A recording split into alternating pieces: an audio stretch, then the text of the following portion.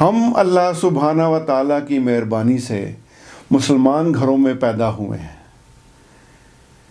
ہم نے اللہ تعالیٰ کو بغیر کسی کنڈیشن کے، بغیر کسی ثبوت کے، بغیر کسی نشانی کے مانا ہے، اور جس چیز پہ بھی اللہ تعالیٰ نے ہمیں ایمان لانے کو بولا ہے ہم اس پہ مین و ان ایمان لے کے آئے ہیں۔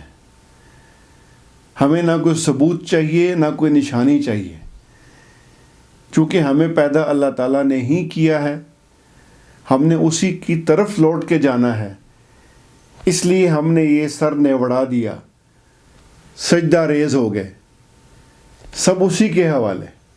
ہمیں نہیں نشانیاں چاہیے، جو اللہ تعالیٰ نے فرما دیا وہ فائنلٹی ہے، وہ حرف آخر ہے۔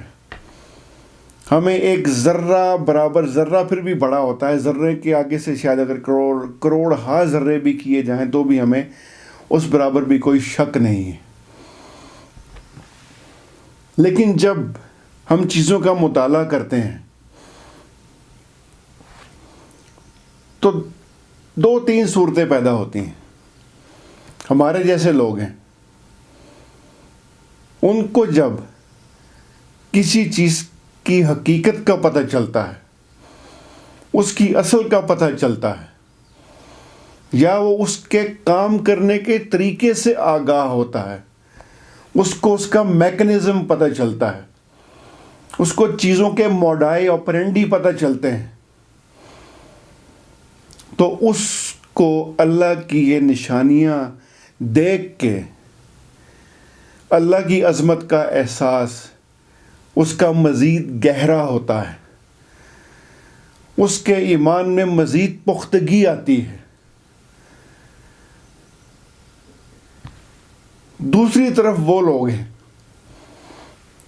جو پہلے سے اللہ پہ ایمان نہیں رکھتے، جب وہ یہ کچھ دیکھتے ہیں وہ سوچنے میں مجبور ہو جاتے ہیں کہ یہ ممکن نہیں کہ یہ سب کچھ کسی نے بنایا نہ ہو۔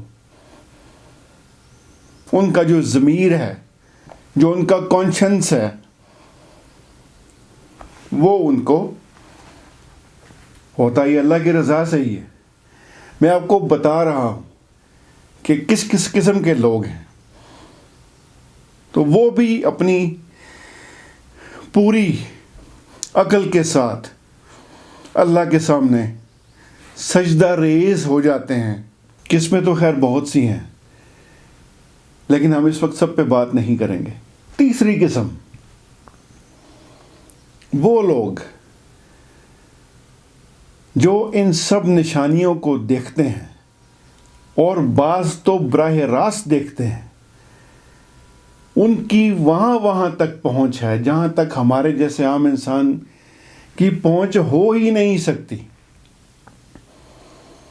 لیکن وہ یہ سب کچھ دیکھنے کے بعد بھی اللہ تعالیٰ کو ماننے کے لیے تیار نہیں ہوتے، بلکہ اس کا متضاد کرتے ہیں، وائس ورسا، کانٹریری۔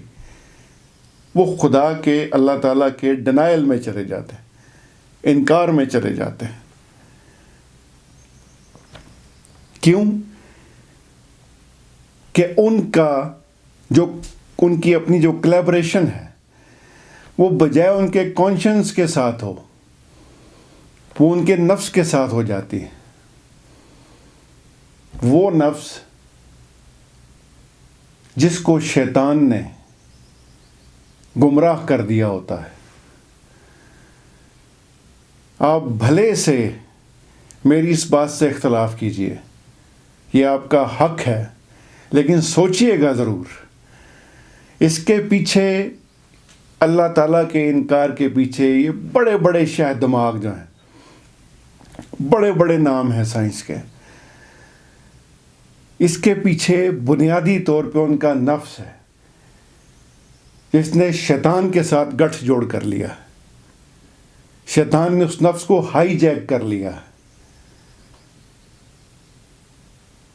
اور ان کی انا ہے۔ اگر یہ تینوں چیزیں، نفس، انا اور شیطان گٹھ جوڑ کر لیں تو نتائج آپ کے سامنے ہیں، ہم دیکھ رہے ہیں پوری دنیا میں اس وقت۔ میں نے آپ کو سائنس کے حوالے سے کچھ اشارے دیے، کچھ باتیں بتائیں، گلمپس کے اوپر بات ہوئی کہ سائنس بنیادی طور پہ کر کیا رہی ہے، دریافت کر رہی ہے، ایجاد کر رہی ہے، پہلے سے موجود چیزوں کے ذریعے ہی چیزیں ایجاد کر رہی ہے۔